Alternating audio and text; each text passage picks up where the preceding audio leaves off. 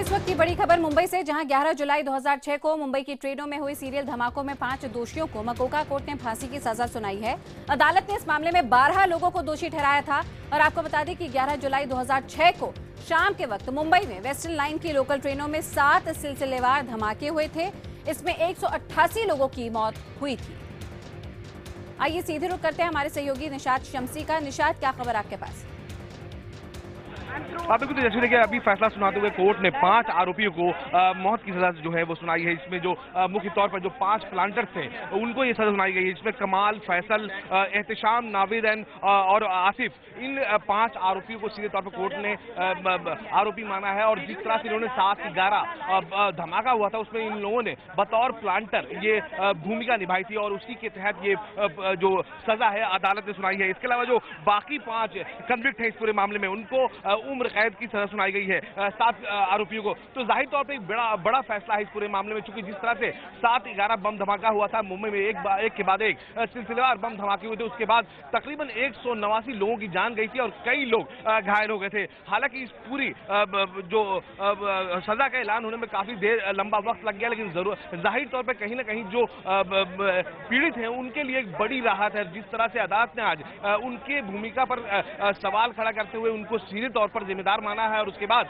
इन आरोपियों में से 12 में से 5 को सीधे मौत की सजा सुनाई है, जबकि 7 आरोपी जो हैं जो इस पूरी साजिश में शामिल रहे हैं उनको उम्र कैद की सजा सुनाई गई है। तो मुंबई के मकोका अदालत की तरफ से वाईडी शिंदे जो जज थे, जैसे ही अदालत की कार्रवाई तकरीबन 12 बजे शुरू हुई उसके बाद तत्काल ये जो सजा सुनाने का जो सिलसिला है वो शुरू कर दिया गया और उसके बाद एक एक कर तमाम आरोपियों के नाम लेते हुए जो उनकी भूमिका है उसको स्पष्ट करते हुए अदालत ने ये अपना फैसला सुनाया। तेजस्वी, निशात, हम समझ सकते हैं इस वक्त जो डिटेल कॉपी है जजमेंट की वो आपके पास नहीं होगी, लेकिन फिर भी प्रोसिक्यूटर की तरफ से यहाँ पे क्या पक्ष रखे गए थे जब यहाँ पे जिरह हुई होगी कि क्या सजा दी जाए, उस वक्त कौन कौन से पक्ष रखे गए थे जिसको अदालत ने मान लिया और यहाँ पे 5 लोगों को मौत की सजा सुनाई?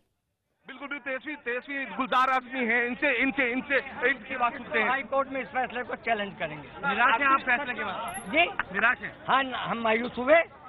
आदमी साहब, आप लगातार ये कह रहे थे कि जो 12 आरोपी हैं जिनमें से 5 को आज सजाए मौत सुनाई गई है, सीधे तौर पर उनका रोल नहीं सामने आया था और ऐसे में जिस तरह से सजा सुनाई गई है, क्या कहेंगे? मतलब देखिए, हम अदालत के फैसले का एहतराम करते हैं, हम उस पर कोई तनकीद नहीं करेंगे, लेकिन हमें ये उम्मीद है कि जब हम हाई कोर्ट पहुंचेंगे तो इंशाअल्लाह फैसला इन मुल्ज़िमीन के हक में होगा। लेकिन जो लोग हैं जो घायल हुए थे सीधे तौर पर कहीं ना कहीं उनको जस्टिस मिली है, ये बात भी सामने नहीं, ऐसा है कि जो असल मुल्ज़िम थे उनको पकड़ा ही नहीं गया, असल मुजरिमों को, बेगुनाहों को फांस दिया गया है। आप बार बार इसको लेकर सवाल खड़ा करते रहे हैं कि जिस तरह से तफ्तीश हुई है एटीएस कोर्ट जाएंगे, एटीएस की तफ्तीश पर लगातार आप सवाल खड़े करते हैं, लेकिन कोर्ट ने उसको नहीं लिया। ठीक है, ये अदालत का फैसला है, लेकिन हाई कोर्ट जो है वो उसने बहुत से फैसलों को निचली अदालत के बदल दिया है और लोगों को बाइज्जत बरी किया है। तो अब आगे क्या करेंगे? हम हाई कोर्ट जाएंगे।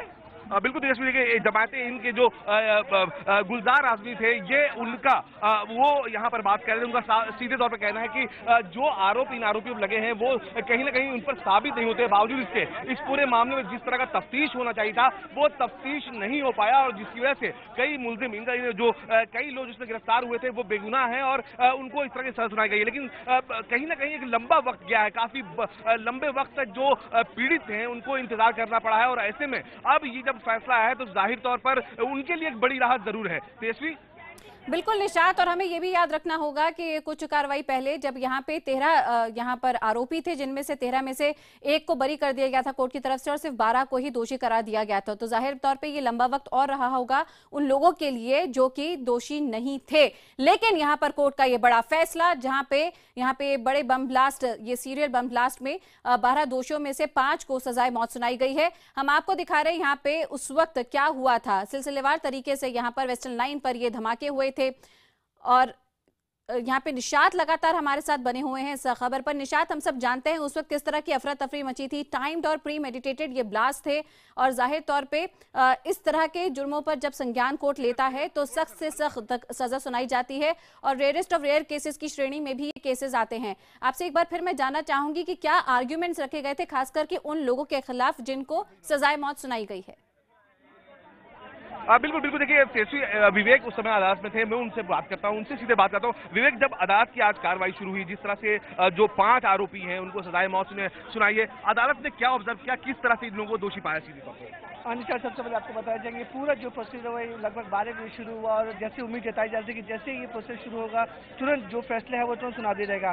जैसे ऐसे करके जो जितने भी इसमें दोषी पाए गए थे, 12 दोषी उस समय कोर्ट में मौजूद है, पूरा कोर्ट खचाखच भरा हुआ था और सबकी नजर से जो जज हैं पार्टी सिंध उनके ऊपर थी। जैसे उन्होंने प्रोनाउंस शुरू किया, जो दोषी हैं, दोषी नंबर 1, 3, 7, 11 और 12 जो प्लांटर्स हैं जिनके नाम कमल, फैजल, एहतशाम, नावीद और आसिफ हैं। क्या अदालत ने सीधे तौर पर इनको दोषी माना, इनको माना कि जो धमाका हुआ था सीधे तौर पे इनकी साजिश थी, ये खुद प्लांटर थे और यही वजह है कि उनको मौत की सजा सुनाई गई? बिल्कुल सही निशात आपने देखिए, ये जो 500 लोग हैं उनको जज ने पहले ही बोल दिया था कि जो प्लांटर्स हैं उनके ऊपर रहमी नहीं की जाएगी और सरकारी वकील ठाकुर जी ने साफ तौर पर कहा था कि ये लेयर ऑफ लेयर का मामला, इस पूरे मामले में तकरीबन जिस समय ये ब्लास्ट हुआ था 188 लोगों की मौके पर ही मौत हो गई थी और लगभग 850 लोग बुरी तरह घायल हो गए थे। तो उन्होंने ये मांग की थी कि तकरीबन जो प्लांटर्स हैं उन्हें कम से कम लाइफ डेथ सेंटेंस मिलनी चाहिए। बाकी के जो 7 आरोपी जिन्होंने लॉस्टिक हेल्प की थी उन्हें लाइफ टाइम दिया जाए। हालांकि जो बचाव पक्ष ने पूरी कोशिश की थी कि जो प्लांटर्स हैं उनकी जो फैमिली बैकग्राउंड है काफी कमजोर है, फाइनेंशियल बैकग्राउंड काफी कमजोर है, उनके माता पिता काफी बूढ़े, उनके छोटे छोटे बच्चे हैं,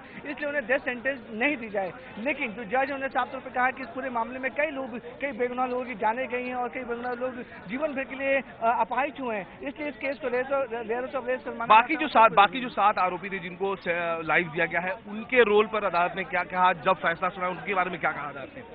देखिए, इस पूरे मामले में जब ये जो 5 कन्विक्टेड उनको फांसी की सजा सुनाने के बाद जब 7 लोग बचे थे तो कहीं ना कहीं उनके मन में भी डरा था कि कहीं जैसा उन्हें भी फांसी की सजा सुना दे।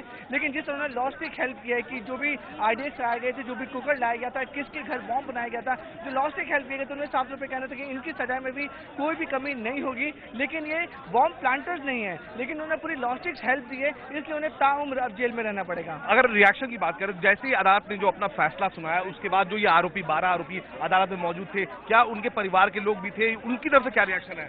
अनिशा, देखिए पूरा कोर्ट खचाखच भरा हुआ था। ये स्पेशल कोर्ट है, काफी हाई सिक्योरिटी कोर्ट है, उसमें किसी के भी परिवार वाले को अंदर जाने की अनुमति नहीं दी गई थी। सिर्फ पत्रकार थे, वकील थे और जो लोग दोषी पाए गए हैं वही लोग थे। और सीधे से जो कटघरा होता है उसमें सब लोग को बाकायदा खड़ा किया गया था और किसी का नाम लेके भी सजा नहीं सुनाई गई थी। बाकायदा एक नंबर होता है, नंबर लेके बताया गया था कि कन्विक्टेड नंबर 1, 3, 5, 7 और 12 इन सबको डेथ सेंटेंस दी जाती है और बाकी से जो बचे हुए दोषी हैं उन्हें ताउम्र अब जेल में रहना पड़ेगा।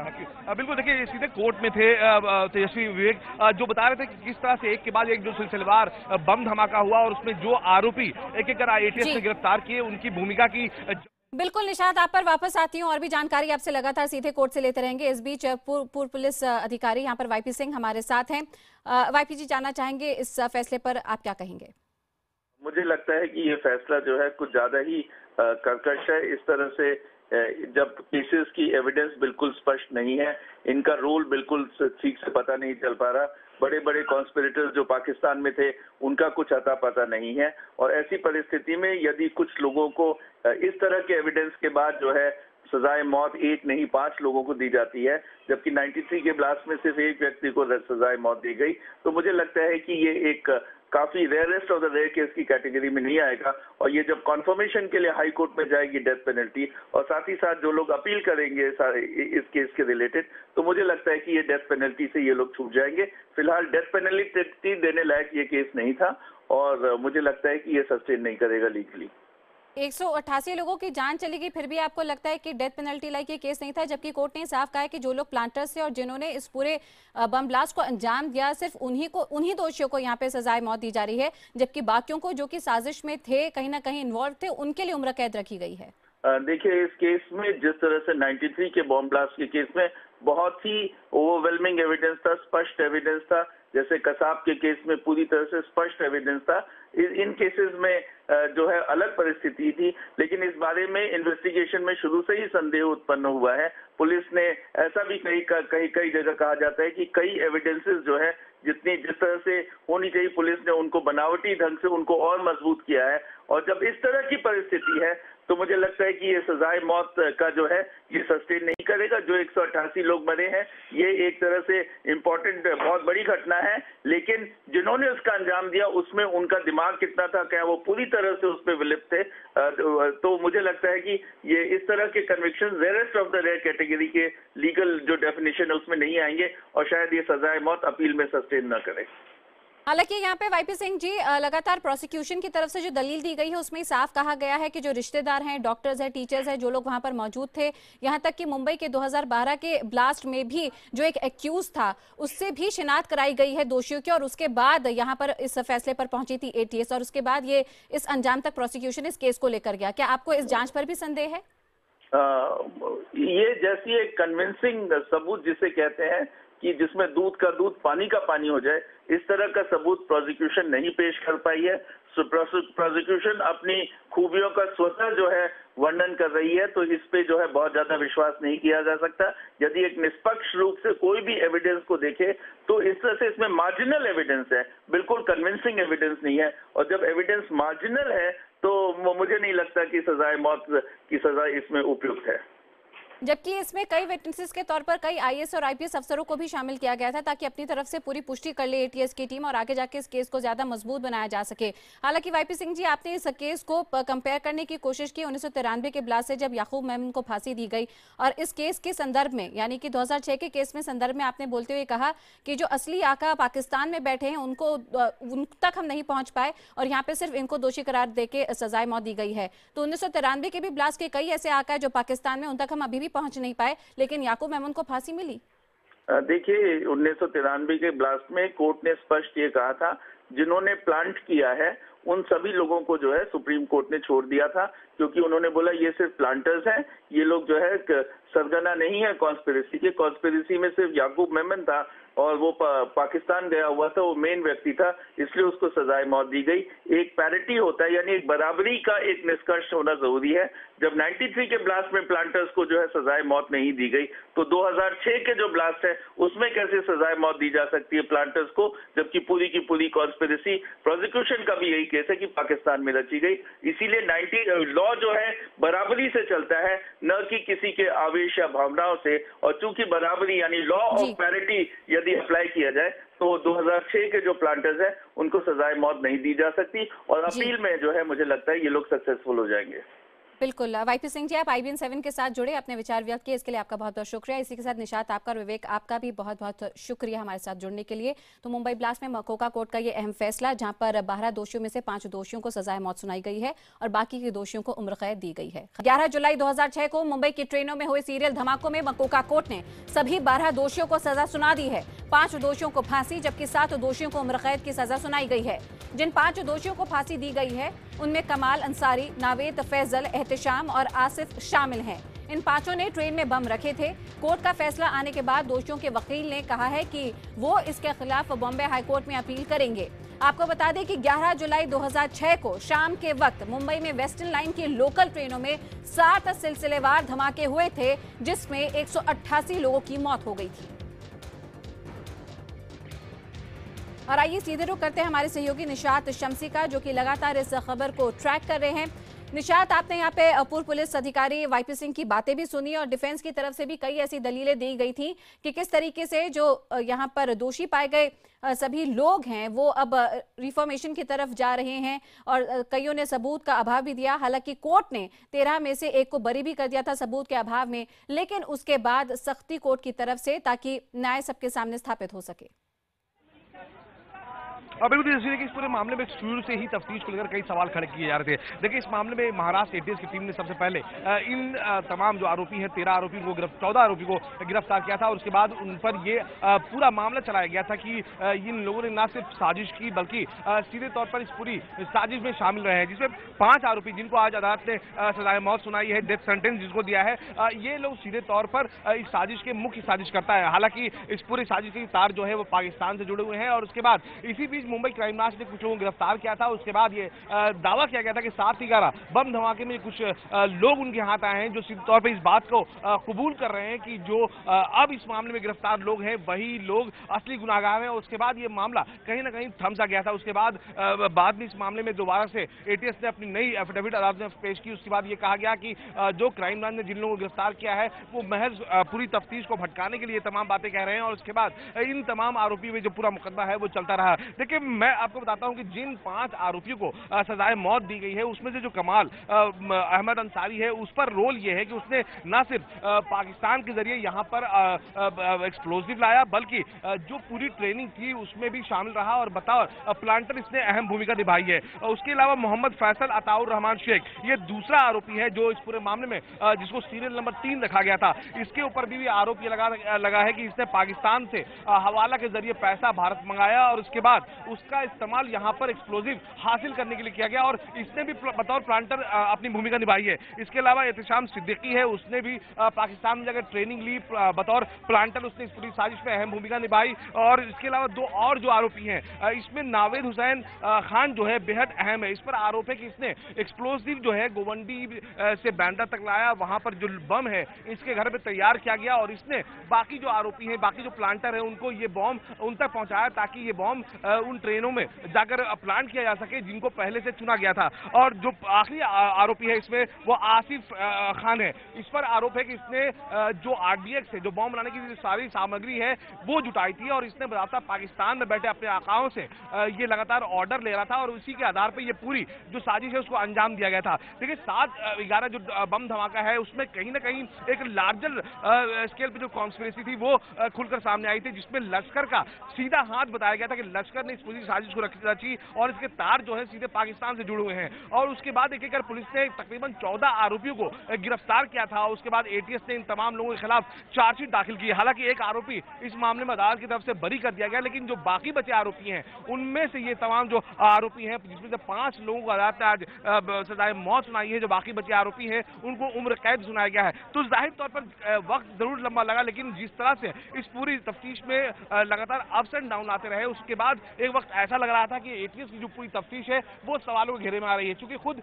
उनके महाराष्ट्र पुलिस की जो दूसरी विंग है क्राइम ब्रांच, उसने सीधे तौर पर यह दावा किया था कि मोहम्मद सादिक जो इस मामले में उनके हाथ में गिरफ्त में आया है वो असल में इस पूरे ब्लास्ट का मुख्य साजिश करता है, जिसके बाद एटीएस की तफ्तीश पर कई सवाल खड़े हुए। लेकिन बाद में खुद मुंबई क्राइम ब्रांच ने अदालत में अपनी एफिडेविट देकर अपना दावा था जिसको पीछे खींच लिया। लेकिन कहीं ना कहीं जिस तरह से आप अभी जो कुछ देर पहले हमने जो गुलजार आदमी जो इस पूरे मामले में इन आरोपियों को लीगल एड प्रोवाइड कर रहे हैं, उनका कहना है कि वो इस सजा से बिल्कुल तरह से नाखुश है और कहीं ना कहीं इसके खिलाफ वो ऊपरी अदालत में जाकर अपील करेंगे। क्योंकि बिल्कुल निशात, आइए सुनते हैं कि गुलजार आजमी ने जब आपसे बात की तो उन्होंने क्या कहा। कोर्ट का फैसला आने के बाद बचाव पक्ष के वकील ने यह कहा है कि वो इस फैसले के खिलाफ हाईकोर्ट में अपील करेंगे। साथ गुलजार आदमी सीधे उनसे बात करते हैं। आदमी साहब, आपसे जानना चाहेंगे क्या हुआ ऊपर? देखिए, 5 मुलजमीन को फांसी की सजा है और बकिया लोगों को उम्र कैद की सजा दी गई है। हम अदालत के फैसले का एहतराम करते हैं, लेकिन दस्तूर में यह हक हासिल है कि वो निचली अदालत के फैसले को हाई कोर्ट में चैलेंज करें। इन लोगों ने हमसे दरख्वास्त की है कि हम हाई कोर्ट में इनके लिए अपील दाखिल करें। इंशाअल्लाह जमीयत उलमा हाई कोर्ट में इन लोगों के खिलाफ जाएगी। सर, मैं लेकिन और एक चीज जानना चाहूँ, क्या क्या कुछ बातचीत हो पाई है? क्योंकि 5 लोगों को सजा दी गई है, तो बाकी लोगों के बारे में क्या कहा? उनको उम्र कैद की सजा दी है, 5 को फांसी की सजा है, बाकी सबको 7 को जो है वो उम्र कैद दी है। और क्या क्या कहा? कुछ फैसला सुनाते हुए कुछ कहा? अभी मुझको जो इत्तला मिली है वो मैं आपको बता रहा हूँ, इतनी ही है कि 5 को फांसी दी गई है और 7 को उम्र कैद की सजा दी गई है। तो आरोपी के जो दोषी है उनके परिवार का क्या कहना है? अभी तो मेरी उनसे मुलाकात नहीं हुई है, वो सब ऊपर अदालत में है, वो बाहर आएंगे। हाँ, शुक्रिया आदमी साहब, हमसे बात करें। तो ये थे गुलजार आदमी, जिनका कहना है कि वो इस फैसले के खिलाफ हाईकोर्ट में अपील दायर करेंगे। कैमरामैन विक्रम सावंत के साथ दिनेश मौर्य, मुंबई, IBN 7। और निशात, ये गौर फरमाने वाली बात है कि जितने भी दोषी करार दिए गए हैं वो सभी भारतीय हैं। और यहाँ पे जो दलील दी गई है लगातार डिफेंस की तरफ से भी, या YP सिंह भी जब हमसे जुड़े थे तो उनकी भी यही कहने की कोशिश थी कि ये सब एक पॉन की तरह, एक मोहरे की तरह काम कर रहे थे, जबकि इनके आका जो हैं वो पाकिस्तान में बैठे हैं, चाहे हम आजम चीमा की बात करें या लश्कर-ए-तैयबा की। लेकिन सवाल ये है कि इन्होंने सोच समझकर अपनी पूरी समझ में इस पूरे ब्लास्ट को अंजाम दिया। और खबर ये भी मिली थी बीच में कि इन सभी दोषियों के सिमी से भी रिश्ते हैं, सिमी से भी लिंक्स हैं। तो भारत के अंदर जो ऐसे सिमी जैसे स्लीपर सेल्स हैं उसको लेकर भी यहाँ पे कोर्ट ने संज्ञान में जरूर इन बातों को लिया होगा ताकि इन पर भी रोकथाम लग सके।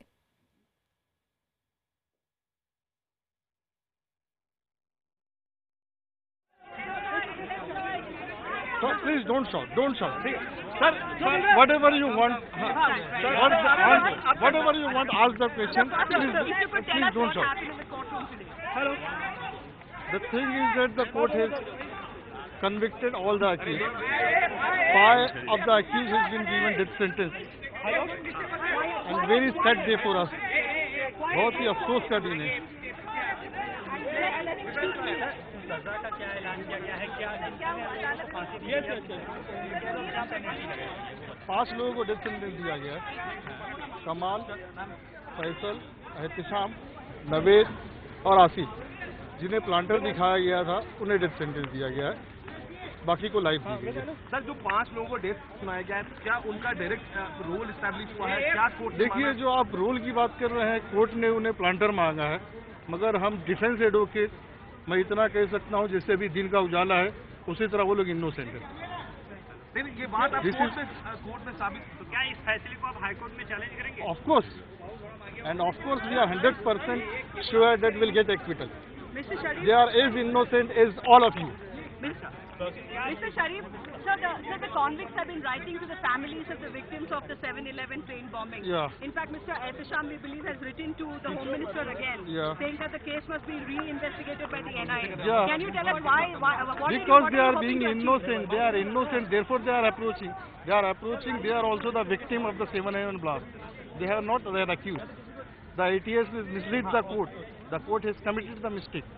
We cannot say that the court has erred. But the court somewhere committed the mistake. Court has not tried to find out the truth. Before the ATS officer, what the ATS officer has planted witness, concocted statement. Is it possible to all the, in terrorist cases, it is very easy to frame any person. Even you all can be framed by putting a single eyewitnesses who has having the link with the ATS or the crime branch, or a regular punch witness. On the basis of those evidence, we have been convicted. But Mr. Sharif, it's taken 9 years since a blast itself, and the trial went on for so long. You had ample, there were many lawyers, including you, who argued on behalf of the accused who are now convicts in the case. There was enough opportunity to present, including mitigating circumstances, witnesses were produced. We have produced all the things. Whatever but the judge didn't believe the case that you put out. The thing is that whatever the efforts the accused did, whatever the efforts the advocates did, whatever they could do, they did it. They produced before the Honorable Court that all the witnesses, alleged eyewitnesses, are the planted eyewitness. They are having the link with the ATS officer. What more you want? What more you want? But every legal avenue available during the trial stage, you had. I'm not complaining that the opportunity has not been given. तो यहाँ पर आप सुन रहे थे बचाव पक्ष की तरफ से, जहाँ पे ये साफ तौर पे कहना चाह रहे थे बचाव पक्ष के वकील कि उनको अफसोस है इस पूरे फैसले पर, वो जरूर आगे ऊपरी अदालत में दरवाजा खटखटाएंगे, लेकिन उनका एक बार फिर से यही कहना था कि वो इतने ही इनोसेंट हैं, जो जितने भी दोषी हैं, जितने की बाकी सभी लोग यहाँ पर मौजूद। KP Raghuvanshi, farmer ex chief ATS के हमारे साथ जुड़ गए हैं।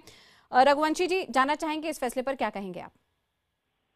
देखिए, मुझे तो मेरे पूरी टीम ने ये केस इन्वेस्टिगेट किया था और पूरा का पूरा ये आज इसमें उनको सजा मिली है। मुझे इस बात की खुशी है कि पूरा का पूरा केस आज पूरे सच्चाई सब लोगों के सामने आ गई है, मैं यही कह सकता हूँ। लेकिन यहाँ पे लगातार बचाव पक्ष की तरफ से और कुछ ऐसे अधिकारी भी IPS जो कि इस पूरे मामले की जांच पर सवाल उठा रहे हैं और ये भी बताने की कोशिश कर रहे हैं, कोर्ट में भी बताने की कोशिश की कि किस तरीके से इनोसेंट लोगों को, बेगुनाह लोगों को फ्रेम किया गया। देखिए, ये तो हमेशा का कहना होता है, जब भी कोई इस तरह का होता है तो हम लोग यही कहते हैं कि इनोसेंट है। सारा का सारा सबूत है ना, वो कोर्ट के सामने था, कोर्ट ने उसको अप्रिशिएट किया है, इस तरह किया। ठीक है, आज बड़ा फैसला आया है, आप उस वक्त रघुवंशी जी, आपसे समझना चाहूंगी, जिन लोगों को दोषी करार दिया गया था और उसके बाद जो सजा मिली है, 5 लोगों को सजाए मौत और बाकी बच्चियों को उम्र कैद, तो उनके रोल के बारे में आप हमें क्या बताएंगे? किस तरीके से कोर्ट ने किन बातों को ध्यान में लिया कि उनके रोल को देखते हुए ये सजा सुनाई गई?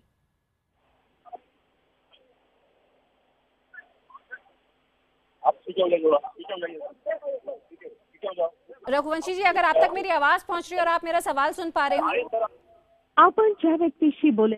चलिए, हम लगातार यहाँ पे जुड़ने की कोशिश करते रहेंगे। केपी रघुवंशी, जो कि एक्स एटीएस चीफ हैं, जिन्होंने इस पूरे मामले की तफ्तीश भी की थी, जैसा वो बता रहे थे, उनका यही कहना था कि हर गुनहगार अपने आप को बचाने के लिए इस तरह के तथ्य गढ़ता है कि उसने कोई गलत काम नहीं किया। लेकिन इस वक्त की बड़ी खबर IBN 7 पर आप देख रहे हैं, जहां पर 7/11 के मुंबई ब्लास्ट में यहाँ पे 12 में से 5 दोषियों को सजाए मौत दी गई है और बाकियों को उम्र कैद।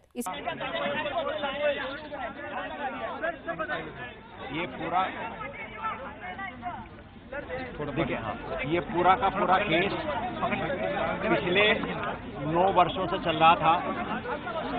9 वर्षों के लंबे ट्रायल के बाद आज इस केस का फाइनल जजमेंट आया है और इसमें जो 5 लोग हैं जो प्लांटर थे, उनको फांसी की सजा दी गई है और बाकी लोगों को अलग अलग सेक्शन के तहत कॉन्स्पिरेसी,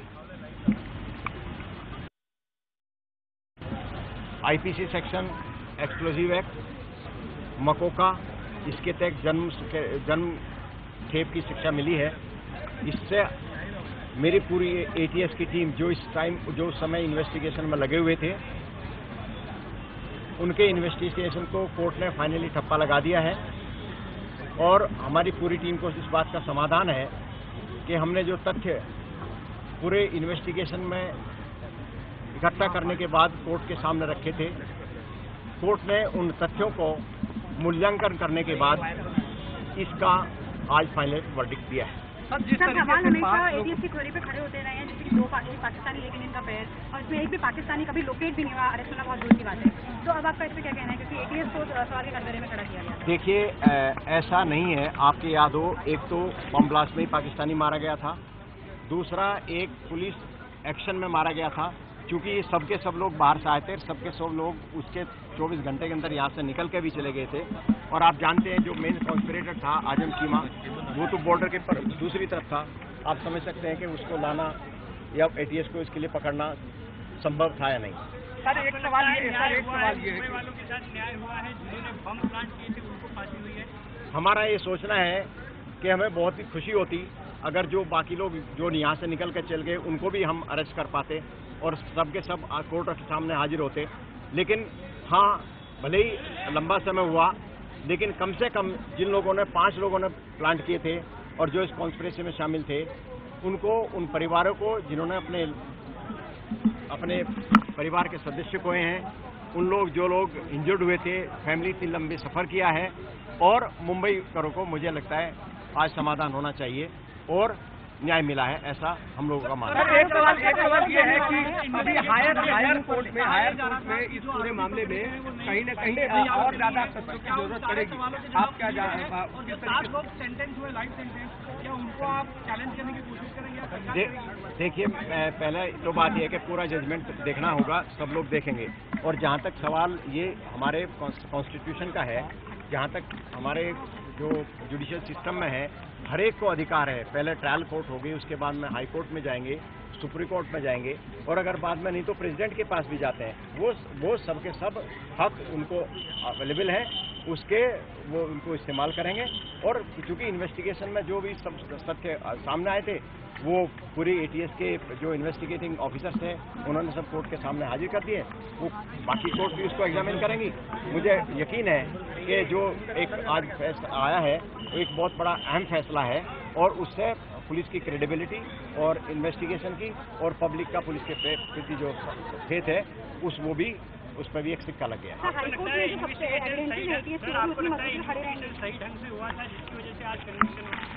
देखिए, केस किस तरह का था आप सबको मालूम है। उस दिन बरसात भी हो गई थी। सारे के सारे तथ्य कोर्ट के सामने रखे थे। कोर्ट ने उन पर यकीन किया। कितना लंबा ट्रायल हुआ, उनको पूरी अपॉर्चुनिटी दी गई। अलग अलग तरह के जो कोर्ट, हाई कोर्ट में, बीच में सुप्रीम कोर्ट में भी केस की सुनवाई हुई और उसके बाद ये आज फैसला आया है। मुझे इस बारे में पूर्ण समाधान है। सर एटीएस की जो एविडेंस है जब हाईकोर्ट में भी इतनी पुख्ता रूप से खड़े रहेंगे, आपको लगता है जैसे हम तो कह रहे हैं कि ये आखिर तक, क्योंकि सच्चाई की छुट्टी नहीं है, सच्चाई होती है, जो कहीं भी जाके कही जाए, किसी भी के सामने कही जाए। हमको पूर्ण विश्वास है कि ये पूरा का पूरा केस आखिर तक भी ये सरकार के फेर में और एटीएस के फेर में। ठीक है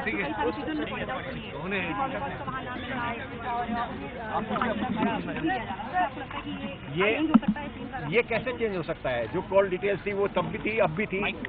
जो सारे के सारे सबूत हैं वो अब नहीं, इससे पहले भी हाई कोर्ट के सामने गए हैं, इससे पहले भी सुप्रीम कोर्ट के सामने गए हैं, और ये उनका अधिकार बनता है कि ये पूरा फैसला आने के बाद में हाई कोर्ट में भी जाएं और सुप्रीम कोर्ट में भी जाएं। और जहाँ पर भी हमारा जो क्रिमिनल जस्टिस सिस्टम है वो बहुत रोबस्ट सिस्टम है, बार बार ये सिद्ध हुआ है और आगे भी सिद्ध होगा, ऐसा हमारे पूरे एटीएस की टीम का मानना है। Thank you sir.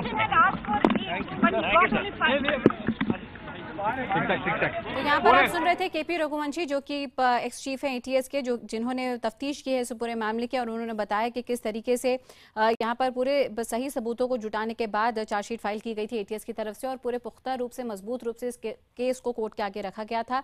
सवाल कई किए गए थे यहाँ पे केपी रघुवंशी से, उनसे ये भी पूछने की कोशिश की गई थी जो कि असली आका हैं इस ब्लास्ट के पीछे, चाहे वो आजम चीमा हो या फिर लश्कर तैयबा के दूसरे लोग, उन तक क्यों नहीं पहुंच पाए या उनको क्यों नहीं दोषियों की लिस्ट में शामिल कर पाए। तो उनका ये साफ कहना था कि चाहे आजम चीमा हो या फिर दूसरे दोषी, वो पाकिस्तान यानी कि भारत की सरहद से बाहर हैं, तो जाहिर तौर पर उन तक नहीं पहुंच पाए होंगे। आपको बता दें कि इस पूरे मामले में 30 लोगों को आरोपी बनाया गया था, लेकिन 17 जो थे वो भाग निकले थे, जिनमें से 13 एटीएस के पास थे।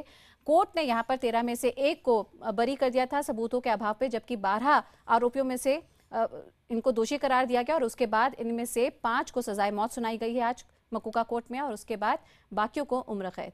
लगातार ये खबर पर नजर बनी हुई है, आप बने रहिए हमारे साथ।